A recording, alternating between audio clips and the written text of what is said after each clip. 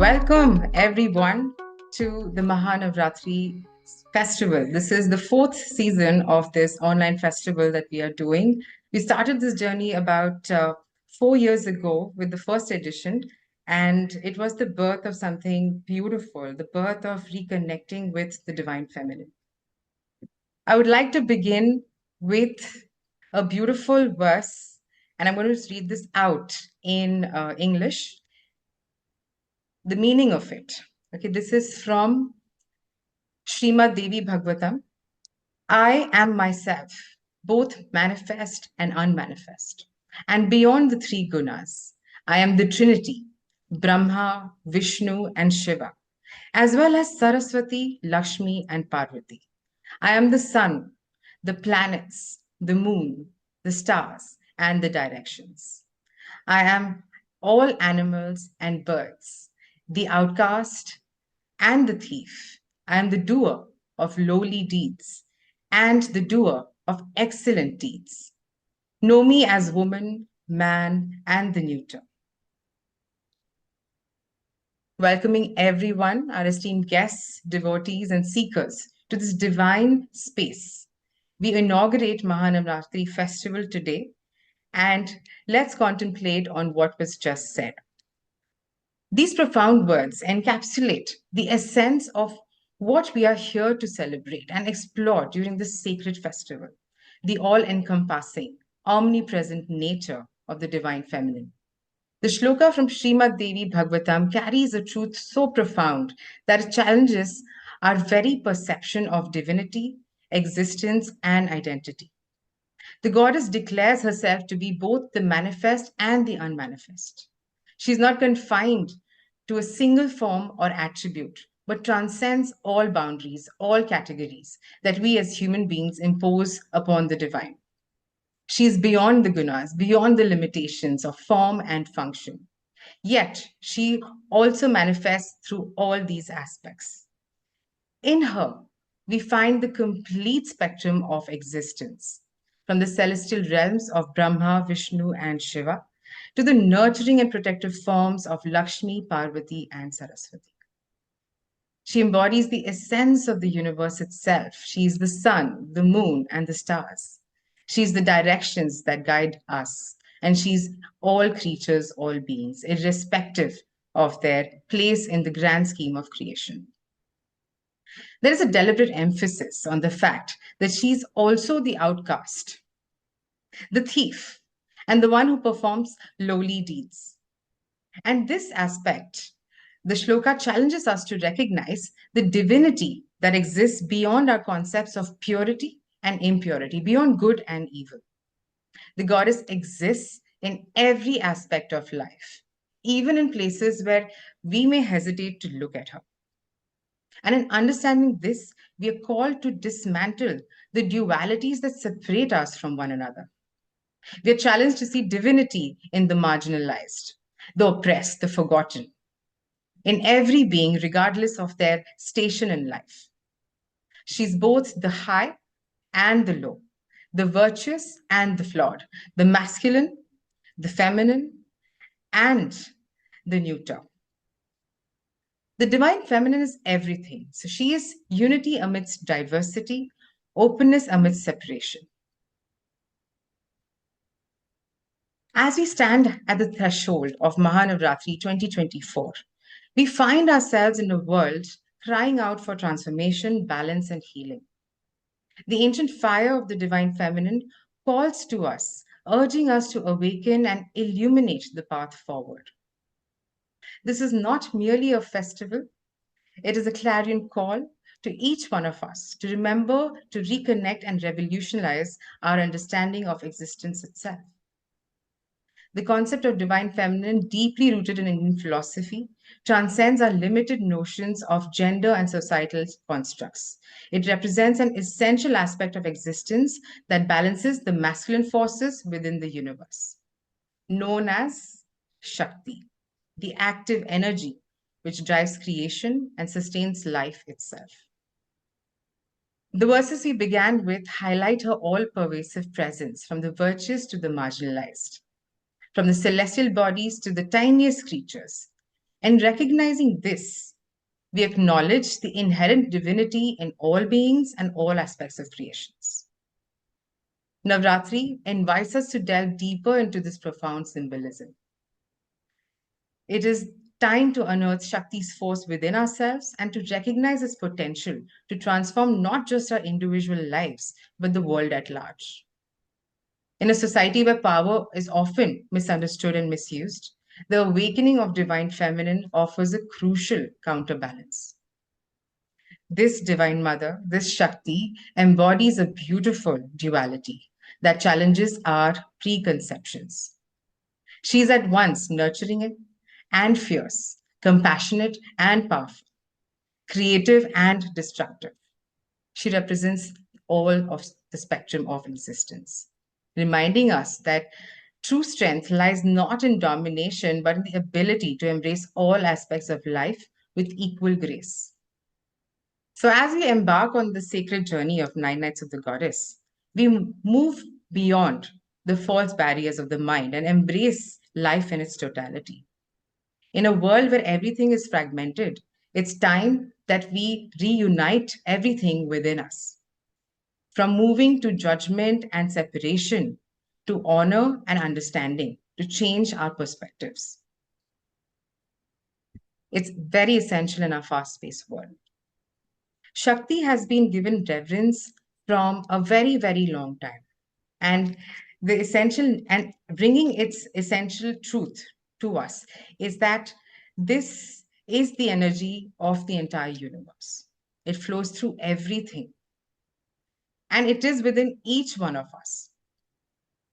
So it's time that we reconnect. Over these 9 nights, we will be going through this process where we will journey into confronting our shadows, embracing parts of ourselves that we have ignored, and know that in this confrontation, we are going to find that freedom, find our true strength.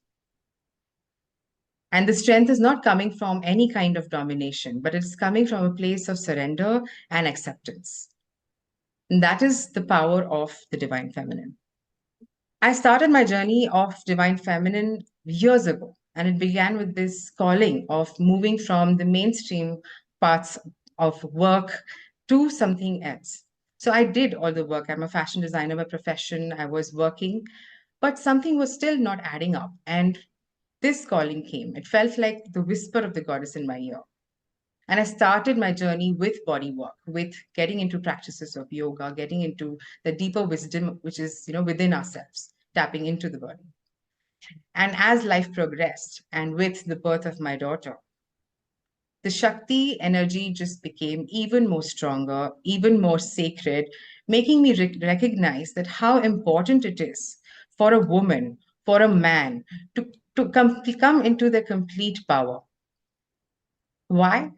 So that we do not pass on this generational trauma, the suppression, this pain of knowing that we are all alone, the drama that we hold. Do not want to pass that on to the future generation. The ancients had already figured this out. When Shakti was revered right at the center of our culture, how did we move away?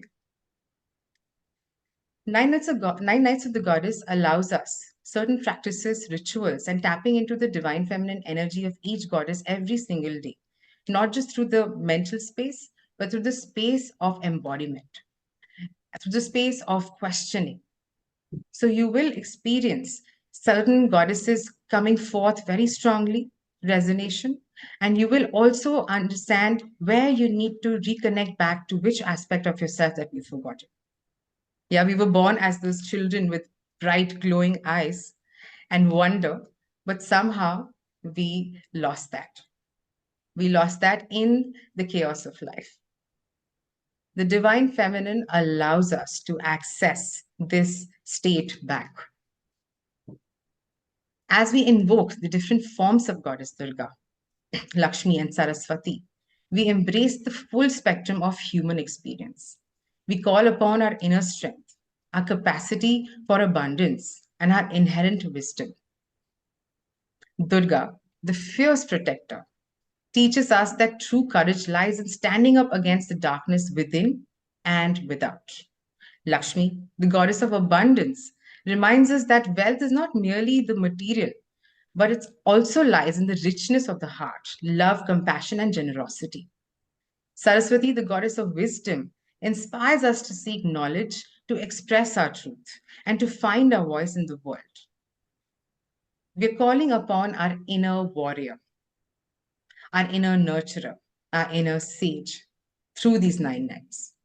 And as we do so, we are reminded that we are not separate from the divine. We are the divine. We are the embodiment of Shakti, and it is our duty to express her energy in all that we do. This festival serves as a reminder to our history, rooted in sacred reverence of the mother. Yet we have strayed away from this path. It's time to honor the divine feminine as the source of all creation. Divine feminine is a way of getting back to your heart space, rooted back into community, into love. And this way honors all of life. Goddess Durga and her many forms are so unique, and they remind us that we all are so unique and we all are the same at the same time. And this allows us to accept ourselves, firstly, just the way we are, and everyone around us for who they are, creating room for acceptance, love, and harmony. Isn't that the most beautiful way to honor everyone, every living thing on this planet? The goddess is not merely a figure to be worshipped. She's a living, breathing energy that moves through us, that guides us, and that inspires us to live authentically. She invites us to embrace our imperfections, something that we have completely forgotten and, strive to be perfect.